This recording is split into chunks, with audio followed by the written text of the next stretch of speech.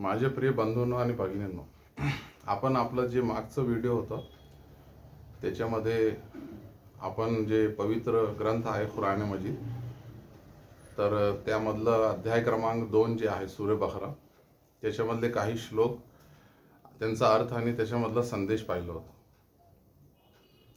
तर मागच्या व्हिडिओमध्ये आपण श्लोक क्रमांक 73, 74 आणि 75 पाहिलं होतं. ज्याच्यामध्ये आपण असं पाहिलं होतं की जे बनी इस्राईल होते त्यांना सर्वश्रेष्ठ अल्लाहने आदेश दिला की तुम्ही जे काही पाप केले तर ते पाप माफ करण्यासाठी काय करा, एक गायची बळी द्या. तर या लोकांना म्हणजे ते जे आदेश होतं ते कबूल करायचं नव्हतं आणि त्या आदेशापासून दूर जायचं होतं. त्याच्यामुळे त्या लोकांनी काय केलं, मूसा अलैहिस्सलामला सांगितलं की तुम्ही अल्लाहशी विचारा की ती गाय कशी असावी, म्हणजे तिचा रंग कसा असावा, मग अजून तिच्याबद्दल स्पष्टीकरण द्या आम्हाला. मग मूसा अलैहिस्सलामनी अल्लाहला विचारून सांगितलं त्यांना की गडद सोनेरी रंगाची असावी आणि ती शेतात म्हणजे नांगर ओढणारी नसावी किंवा शेतात पाणीच्या कामाला लावलेली नसावी, अशा प्रकारे. पण या लोकांना आदेश टाळायचं होतं, त्याच्यामुळे या लोकांनी अजून काही प्रश्न विचारले आणि शेवटी मग या लोकांनी कसंबसं एका गायची बळी दिली. नंतर आपण बघितलं की काय झालं होतं की हे जे बनी इस्राईल होते त्यांच्यामधला एका व्यक्तीने काय केलं की जे काही कारणावरून काय केलं, त्याच्या भावाला मारून टाकलं आणि त्याची जी शरीर होतं ते मृत त्याला रस्त्यावर फेकून दिलं. आणि मग मारणारा व्यक्ती स्वतः मूसा अलैहिस्सलामकडे गेला आणि त्यांना सांगू लागला की तुम्ही हे माहीत करा की या माझ्या भावाला कोणी मारलं.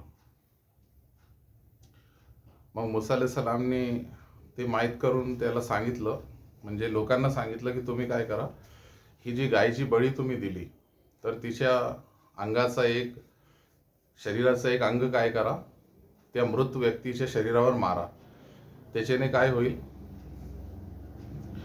की अल्लाहची जी शक्ती आहे, जिचा इन्कार तुम्ही नेहमी करतात की अल्लाह जे व्यक्ती आहे त्याला पहिल्यांदा सुद्धा जन्माला पाठवतो आणि त्याचा मृत्यू झाल्यावर परत अल्लाह काय करणार, त्याला जिवंत करणार.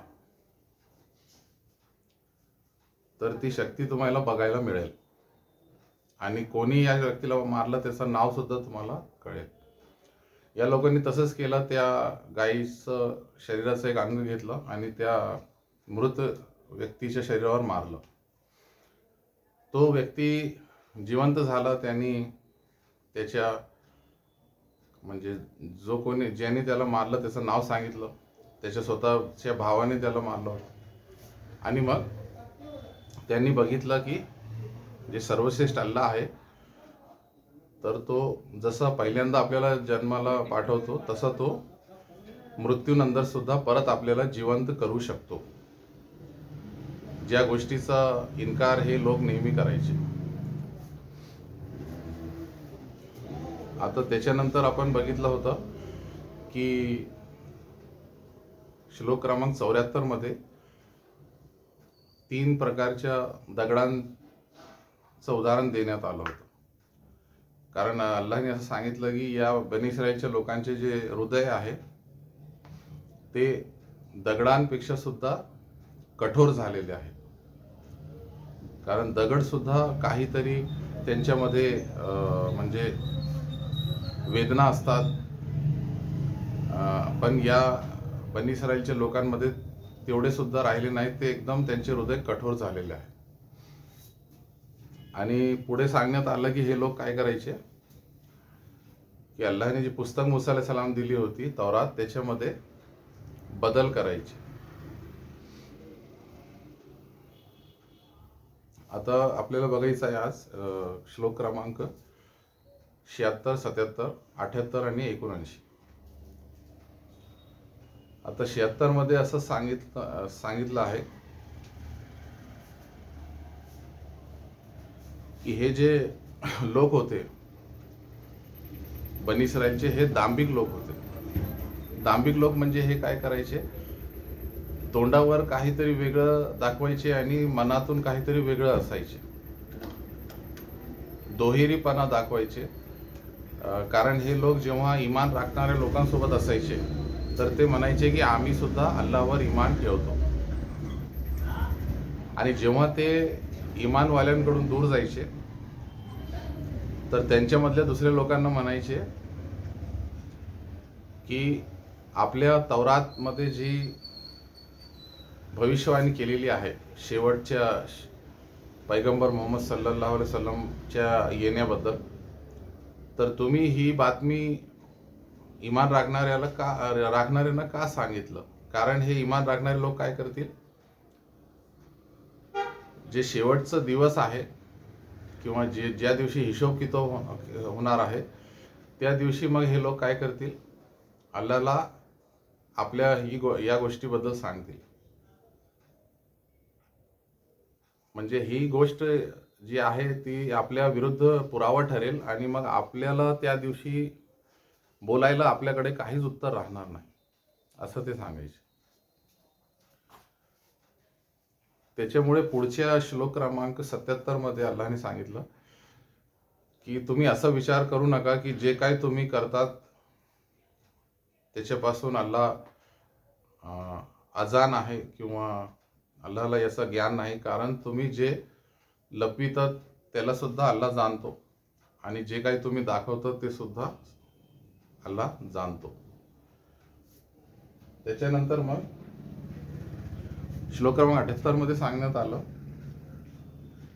की त्यांच्यामधले जे बनी इस्रायलमधले अशिक्षित लोक असायचे तर ते काय करायचे की त्यांच्यामधला जो थोडंसं म्हणजे चांगलं शिक्षित आहे, जो असं घोषणा करायचा की मला तौरातचं ज्ञान आहे, तर तो त्याच्यामध्ये बदल करून लोकांना सांगायचं, त्याच्यामध्ये भेसळ करायचं आणि लोक काय करायचे, त्याचा विश्वास करायचे. आणि मग जे खरं जे इस्लाम आहे आणि खरं जे धर्म आहे ते दाखवण्याऐवजी हे जे शिक्षित होते त्यांच्यामध्ये ते काहीतरी वेगळंच दाखवायचे अज्ञानी किंवा अशिक्षित लोकांना. आणि हे अशिक्षित लोक काय करायचे, खरं जे धर्म आहे ते त्यांना माहीत व्हायचं नाही आणि म्हणून ते जे काही त्यांना सांगण्यात आलं त्यालाच खरा धर्म समजून त्याच्यावर चालायचे आणि मग ते भटकून जायचे आणि मार्गभ्रष्ट त्यांचं व्हायचं. आणि हे शिक्षित लोक सांगायचे की आम्ही त्यांचं मार्गदर्शन करू लागलो, पण वास्तविक पाहता ते काय करत होते, त्यांचा मार्ग भ्रष्ट करत होते. आणि मग श्लोक क्रमांक 79 मध्ये सांगण्यात आलं की हे जे दांभिक लोक होते किंवा दांभिक वृत्तीचे लोक होते ते काय करायचे, स्वतःच्या हाताने काही लिहायचे आणि लोकांना असं सांगायचे की हे जे आम्ही दाखवलं म्हणजे हे जे आहे ते अल्लाहकडून आलेला आहे आदेश.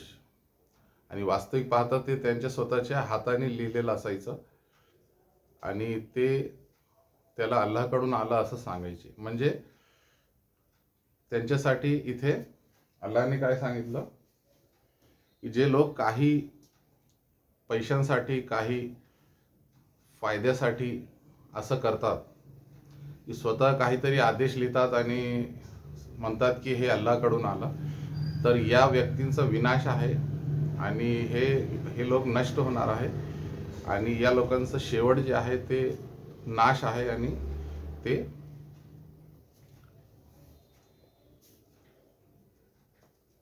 जे काही करू लागले किंवा जे काही पैसे काही कमवू लागले किंवा जे काही फायदा त्यांना मिळू लागला ते काही दिवसाचं आहे आणि शेवटी यांचा विनाश होणार आहे आणि यांचं जे अंत आहे ते नाश आहे, असं इथे संदेश देण्यात आला. आता पुढचे जे श्लोक आहे आणि त्यांचा अर्थ आणि संदेश ते आपण पुढच्या व्हिडिओमध्ये बघू. आज आपण इथे थांबू.